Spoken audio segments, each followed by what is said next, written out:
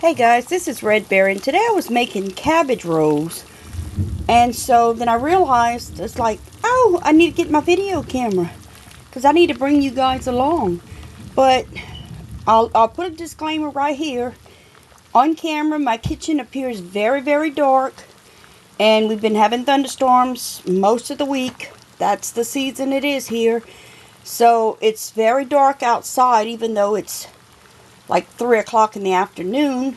And anyway, if the video's dark, I know it, because my kitchen is real dark on camera, unless, I have a really bright day. Okay, now onto the cabbage rolls, without steaming my thing. On my next, on my next cabbage that I'm going to do, you can see where I cut out the core, and then I stuck this very heavy duty, I call it a roast fork, because I used to pick up roast and stuff. I don't really know what it's called, but it's a very heavy duty one. This one right here is a little, still heavy duty, but a little less. You need one pretty sturdy. Okay, and what I'm doing here, I'll try to set up the camera on the tripod so I won't be so wiggly. But what I'm doing here is steaming the whole head in my big stock pot, just plain water. And I'm steaming the head of cabbage to take the leaves apart.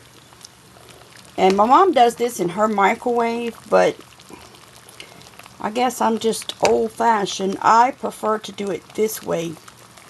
Okay guys, let me try to set the camera up on a tripod and see if I can get y'all a good view of my pot.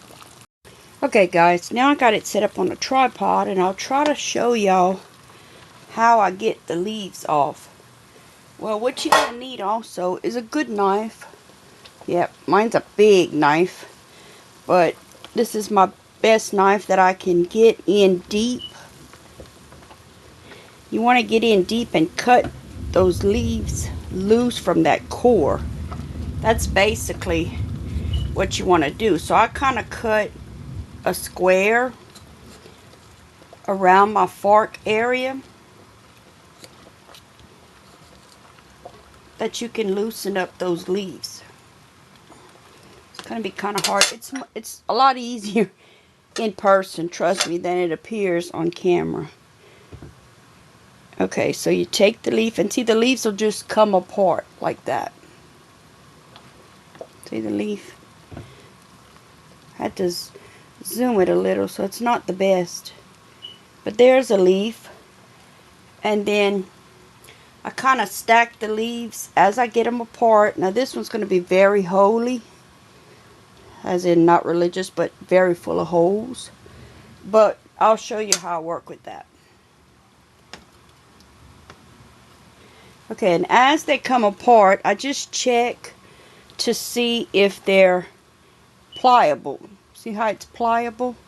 If it's pliable, and I've done this long enough, so I just know, but if it's pliable, then it's ready to come out the pot.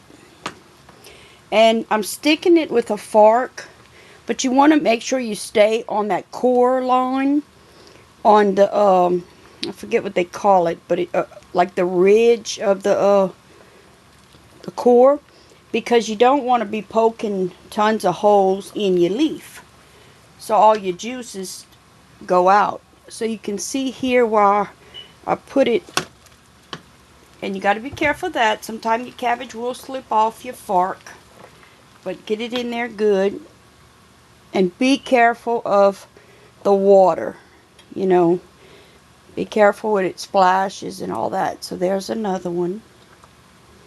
And you just continue doing this until all your leaves come off. See, you just work it off like that. And I know I got you on the edge of that picture there. That might be a little better. Okay. Take it and you stick your fork on the ridge, and you just don't force them. Just ply them off. And if they're pliable, that one needs a little more time in the water. I just knock them off into the water. Now if you have tongs, you can also use tongs to catch your leaves once you once they're in the water. So that way you're more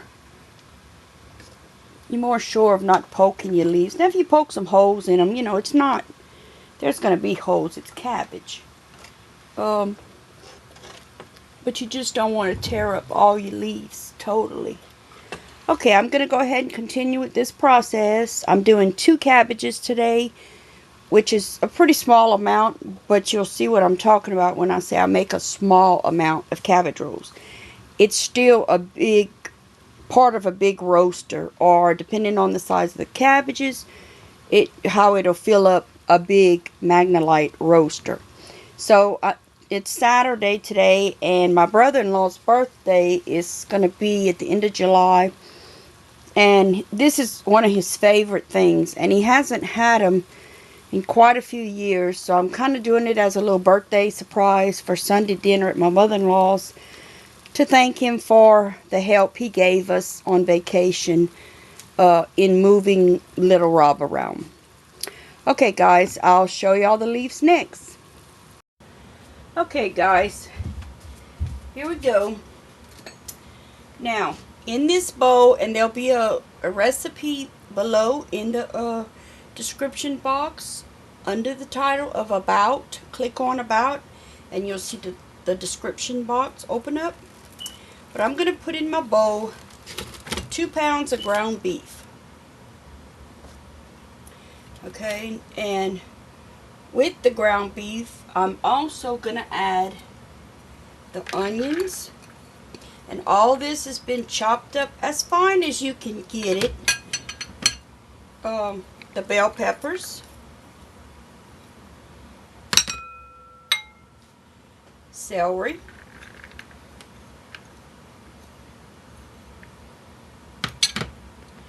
and in this bowl I got parsley, and I'm using actually some of my onion tops. You hear them? They're crunchy, but there's going to be plenty of liquid for it to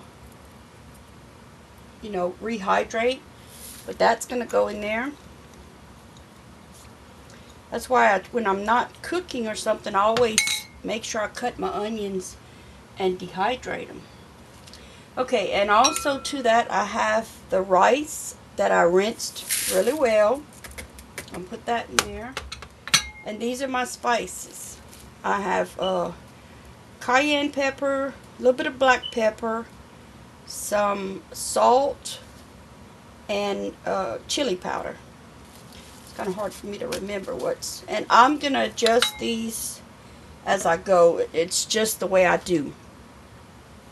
Okay, also once I mix this up, let me get this bowl out the way, and I'm gonna bring this right here. If you can see this, let me see if you can see the board. Yep, a little bit. There you go. Okay, what this is actually, this is the core after we cut out that first top core, but this is the bottom part of the cabbage, and this is what I do with it. It's real soft because it's been steamed, but I take it and I chop it up, and it doesn't have to be super fine. You just want, you know, kind of chopped up. Normally I chop my onions big chunks. But anyway, this will be the cabbage chopped up the middle, and that's going to go in there. And however many heads of cabbage I use, that's how many middles I use. So we're going to do the same thing with this one. Because for 2 pounds of ground meat, I pretty much use 2 good sized heads of cabbage.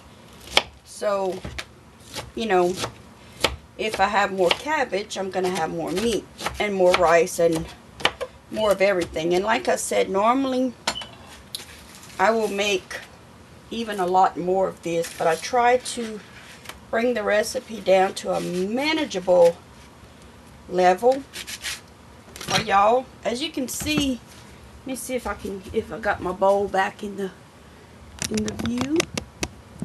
Okay, this bowl is big. These are my hands. Okay, this bowl is probably 3 or 4 of my hands across. So that's how big it is.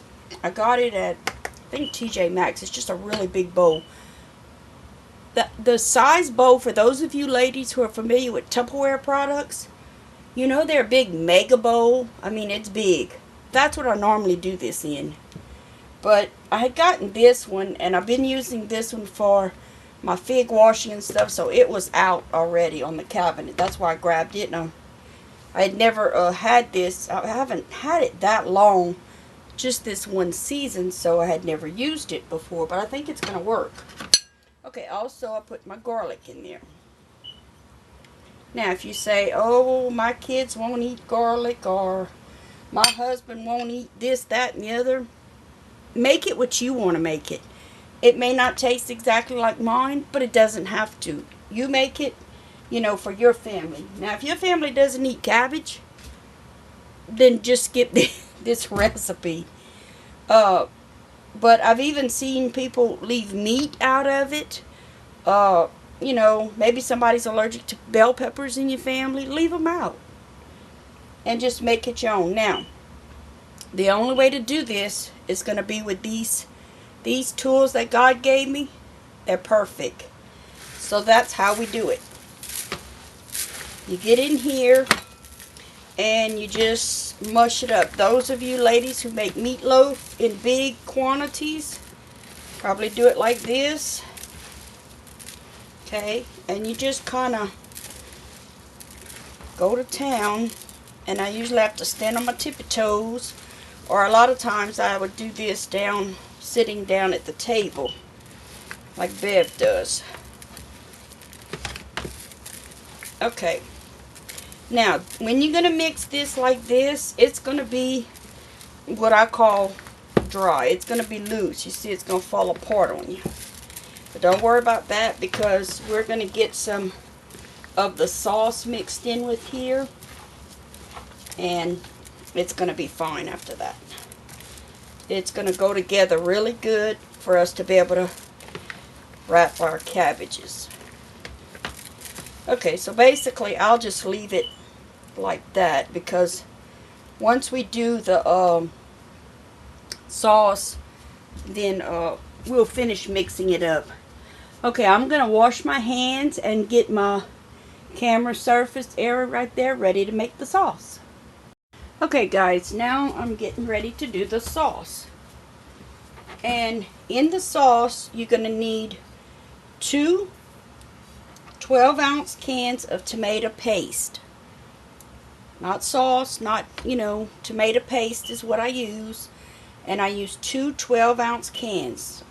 I emptied the cans already, because y'all know how it is to get tomato paste out of a can.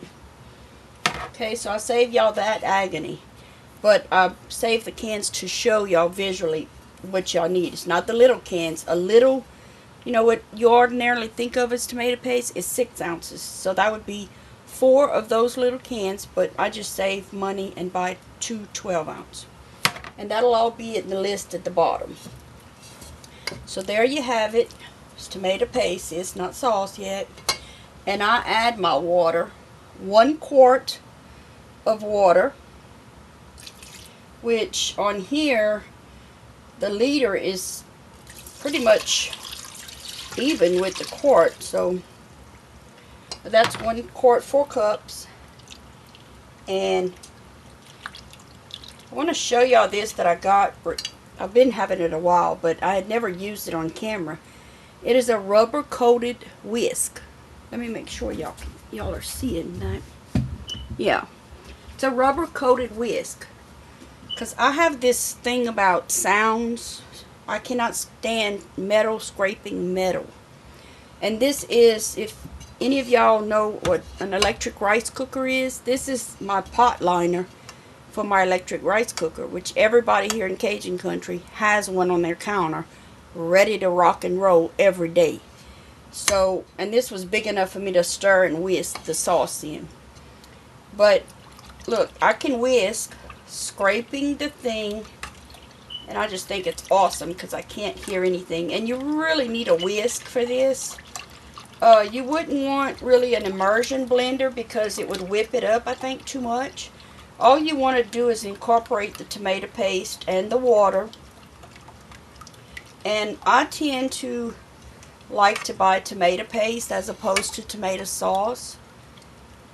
When I first started doing this recipe, many more years ago than I care to admit, I would use the big cans of tomato sauce like you get, like let's say Costco or Sam's Club would have. And I had to lug those things home. So I got smart and thought, I already have the water at home. Why lug it home? So I just went to tomato paste, and I like that better. I can make the sauce as thick or as thin as I, desire. And I like my sauce pretty thick. What I'm going to do is, once I get the spices in here, which this is the spices that go, you have salt, sugar, chili powder, and red cayenne pepper. You can leave the cayenne pepper out if you want. A lot of times I'll use more, but what we tend to do in our family is those who like it super spicy kicked up, like myself and my mom. My brother-in-law, in fact, also does too. But we just add crushed red pepper like you do for pizza. That's what we like on them. But I'll have the, all the ingredients will be down below, so you don't have to worry about remembering anything or writing it down from the video. Okay, so that goes in there. Now what I do, I always do this. Of course, I won't taste the raw meat and rice mixture, but I will taste this sauce. And yes, I stuck my finger in it. But like Bev said, this is my house, and nobody's ever gotten sick by eating at my house or eating my food. Okay, so while the sauce is thick, I'm going to reach behind me and grab my meat bowl, and I'm going to move the sauce bowl out of the way. Now from that bowl of sauce that I just made, I am going to take about 2 cups of it, and I want it thick like it was. I'll take about 2 cups or so, and I'm going to put it in this meat mixture. And I know when you first see this recipe, it probably seems overwhelming. I don't know. I grew up with it. When I was probably about 4 or 5 years old, I guess, my mom's good friend, which her daughter and I grew up together, and of course we're good friends. But I was about 4 or 5 years old, I guess, when this friend of my mom's taught her this recipe. So I don't know if it's overwhelming or not. I grew up with it. But I think with all that, the explanations I have to do and such, it may sound overwhelming. Okay, I'm just going to move that out the way. Now we have this, the sauce mixture with the meat mixture. Okay, and the sauce, I'm going to put it back over here. And all this stuff you might be able to see. I don't know if you can see that in the camera. Well, no. All the stuff you're going to see around me is all my fig stuff. Got my canning funnel and all. This big measuring cup I just used, I leave all that on my counter. And every day I pick figs, and about every 2 days I cook a big batch. In fact, the same roaster that I'm going to use in this recipe is what I use in my fig cooking. I don't know what I'd do without that pot. I'd have to look for one like it. Okay, so I go ahead and I make this mixture up, and then I feel if it's, as I can tell here, it's too dry still. So we're going to add some more. And a lot of that just depends on, they say it's kind of like baking, I guess. You have a rice ratio mixture and such. So I'm going to show you how soupy you want it to be. Right now, it's probably getting close to the texture of a meatloaf. So I'm going to reach and get some more sauce. And the sauce is a little thick. So I'm going to add also a little bit more water. Maybe about 3/4 of a cup of water. Just so we can get this meat mixture, what I call soupy, but it's not really soupy. It's just gloopy, soupy, gloppy. I don't know. I got a lot of strange words, so I guess that's the Cajun in me. And yes, believe it or not, I had a troll. I'm going to call it a troll. Wasn't sure if it was a troll or a clown trying to be cute, but I actually had somebody approach me on one of my videos and say that there was no way I could be Cajun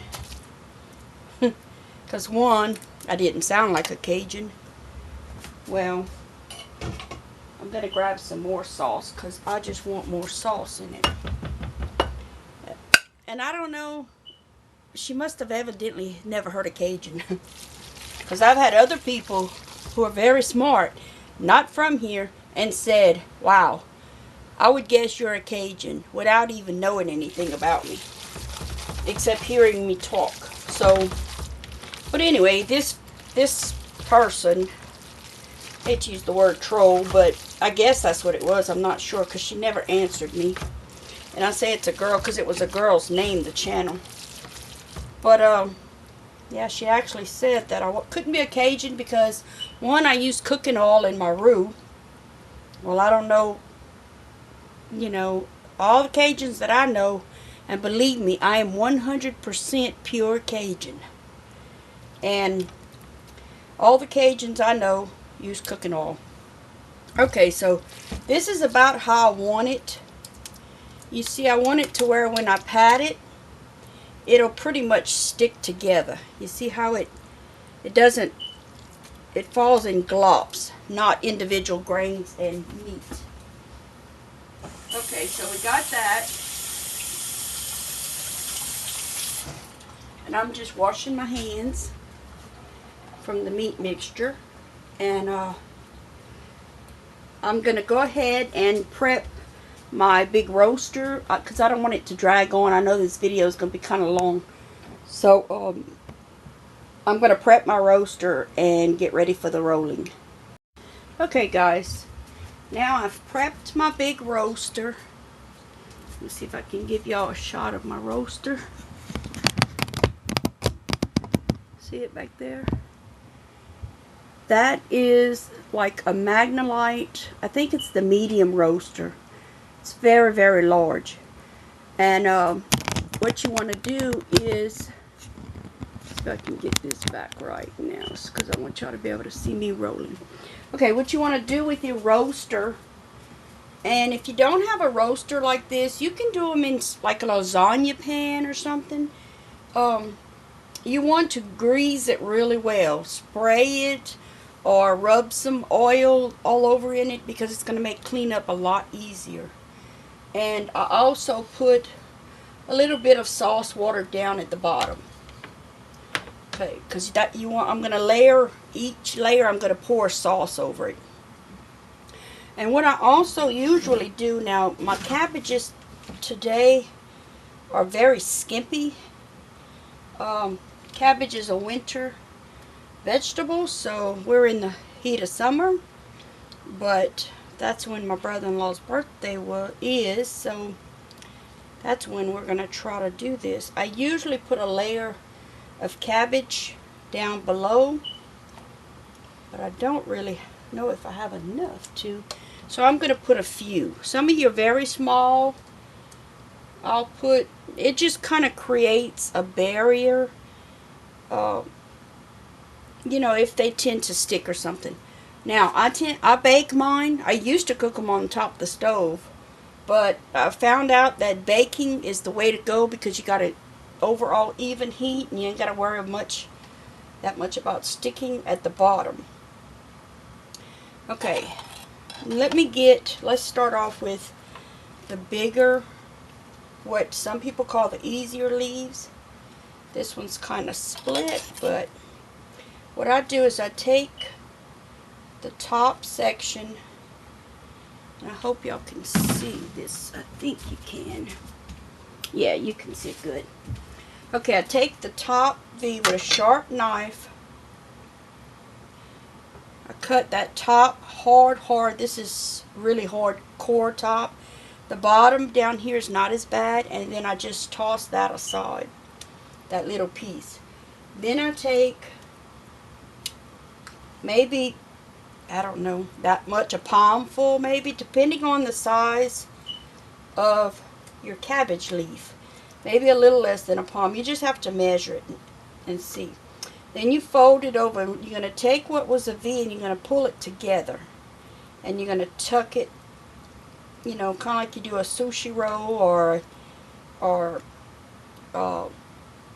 egg roll or any kind of roll, really. It's done, I think, basically this way. And you're going to tuck in your sides. Okay. So I tucked in the two wing sides. And then all you do is take one roll, kind of lay out your leaf, and you take the other and you roll it again. And it's like a little package. Okay, and then you're going to put it inside the roaster laying down with this seam side down. Okay, and you just go along like that. Let me show you. Well, here's another one that's pretty big, but again, I just take that V out. Whatever part I think is like really, you know, thick until I get to, I don't know, about, they all end up about the same. You can see here's two I just cut without even measuring, and I've done it so long I just know about. And then again you take your, now one thing you don't want to do is you don't want to roll them super tight, because that rice is going to expand in there and you want to give it room to do so. Okay, again, you just kind of tuck that over. And this one doesn't have as much leaf, you see, to work with, but you just go with it. You just kind of tuck and roll at the same time, and you might not have as much to do. Now, if it ends up like this, I just kind of tuck. You want it to end up, see, I have a little bit too much meat in there, I find, because you want to make sure that V is covered. So if you have to take some out, do it. You know, I've done this for years, like I said, and I still have to do it. Okay, that V is there, and I want to be able to tuck that V in, because if not, you'll have meat and rice, you know, leaking out all over. Okay, see, there's, I want it to be, I want that split to be under there, so it makes it whatever size it becomes. So each one, you pretty much have to just judge,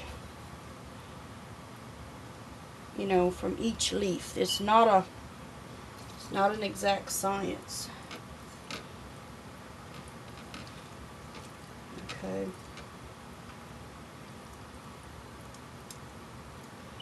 Meet this over, take it, tuck it.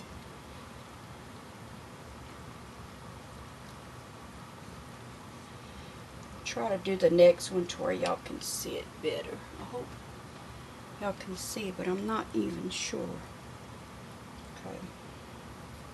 And sometimes the cabbages are so tender, you don't have to cut this V out of hardly any of them. But like I said, it's not cabbage season, so, you know, I was just lucky enough to get cabbage big enough to roll, because sometimes you can't even do that. Okay, there's my thing. Meet it over. I'll try to do this backwards for me so I can show y'all. Okay, and just roll it on. And then I put a layer. Like I said, I won't be making nearly as many as I normally do. And I try to do the bottom ones. See, this one I think I can almost get away with without cutting a V, but I'll cut a little bit out of it. I try to get the biggest ones, and I'll show you as I stagger them.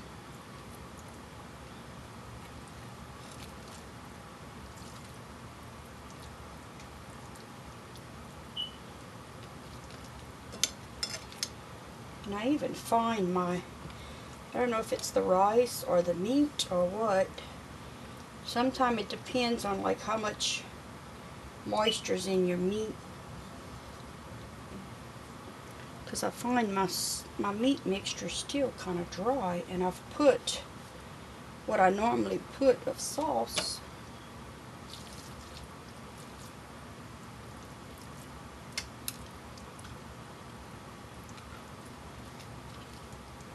And don't pull it too. Here I pulled it a little bit too much.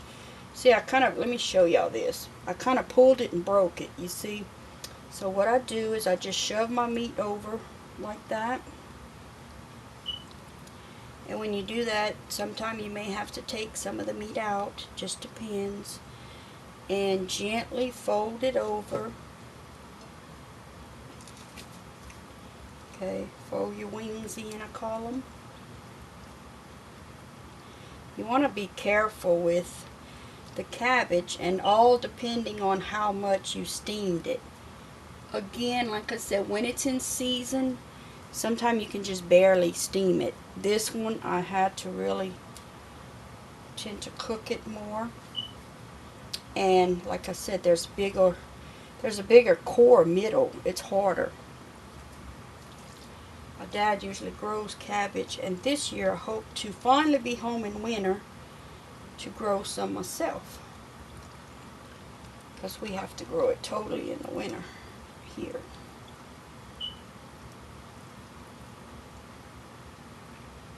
Okay, you want to gently, like this leaf, I'm not sure what it's doing, which way it's going, but I don't want to pull it. Sometimes they fold over on themselves, which is what it did, and you just want to gently coax it out of there. Let me try to show y'all. Well, let me go ahead and finish a layer, and then I'll come back and show y'all how I do some of the smaller ones. Okay guys, now I'm on my second row, and I'll try to show y'all.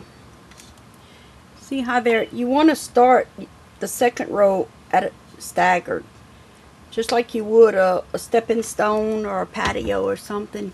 You don't want to make them even. You want to put them at an angle, so that way when you start this, you have this one, and then you see it's going to go with a seam. It's going to cover. You don't want your seams to line up. It just they just cook better like that. Okay, and let me move this back in the view of the camera, I think, and I'll try to show y'all while I got the camera on how you do a little bitty baby one. Okay, you take a teaspoon of meat, literally, and you just roll it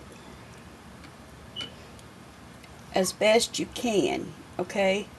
And this is going to be sitting at the very top, and usually it doesn't split, but you can make some this size, okay?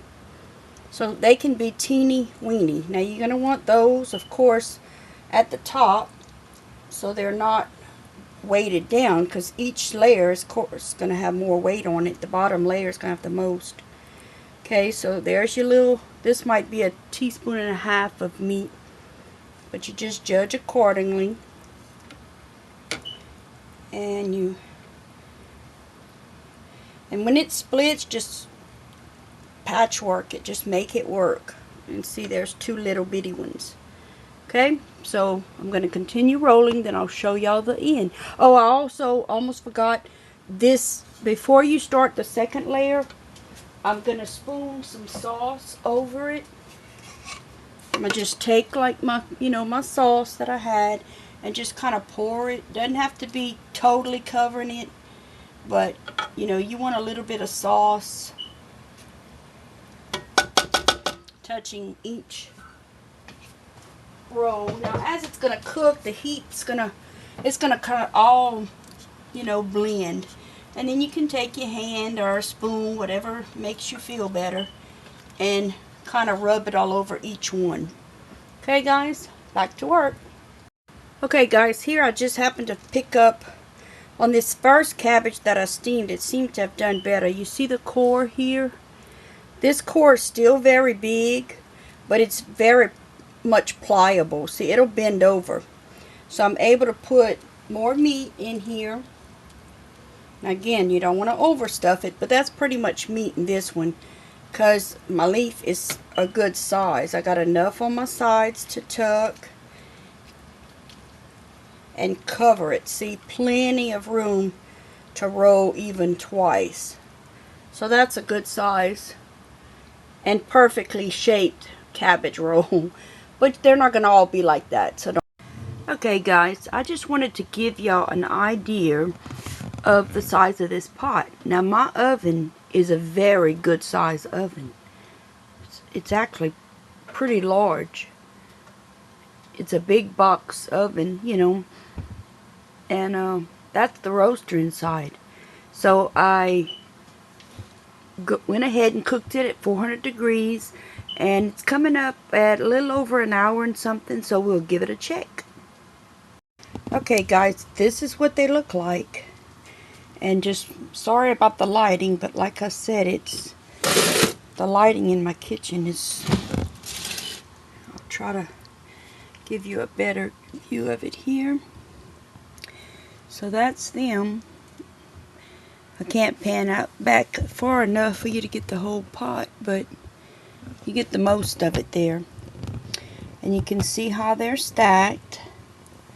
And what I normally do, I will pick one of the medium size, not the smallest ones, not like this size, because you know they're gonna cook, but one that's a little bit plumper, or this is a real big guy right here. I'll just take one and test it and see how it is. Okay guys, one thing I wanted to show y'all also is, even though I put, you know, not a huge amount of sauce on this, this will make a nice rich sauce because your cabbage, as it cooks, will let off a lot of liquid. Okay, so I went ahead and cut a piece or a roll in half. So I want to show y'all. Hope y'all can get a good look at that with the light. I'm kind of tilting it. So it's got the rice and meat mixture combo, and then I'll always like to serve it with a little or a lot of sauce depending on what the person, you know, I let them choose, and then I like mine really soupy. So this is 2 layers. Normally I will keep stacking this pot, and I would have added another good layer on top, but like I said, it's the middle of summer. And cabbage is a winter, you know, it's a winter vegetable. So I know some of you up north may be growing cabbage, but down here we can only grow it in the winter. I will start in late summer, you know, getting it growing, but it's a winter vegetable for us. So down here, cabbage at the store is slim pickings. It was very small. I mean, just like the size of a, I don't know, just small. And sometimes my dad will grow them. Oh, they're huge. So in winter, maybe we'll make some more and can enjoy them then. So, but I hope y'all try this recipe. You can try it. Split the recipe in half. It's not going to harm it at all. Buy 1 small cabbage and just make a little, you know, pan of them and give it a try. Okay guys, this is Red Bear, and I hope y'all enjoyed seeing my cabbage rolls that I grew up with, and I'm almost 50 years old. My mom has made this since I was probably about 4 or 5, so it's a pretty old recipe. Okay guys, so I'll talk to you soon. Bye.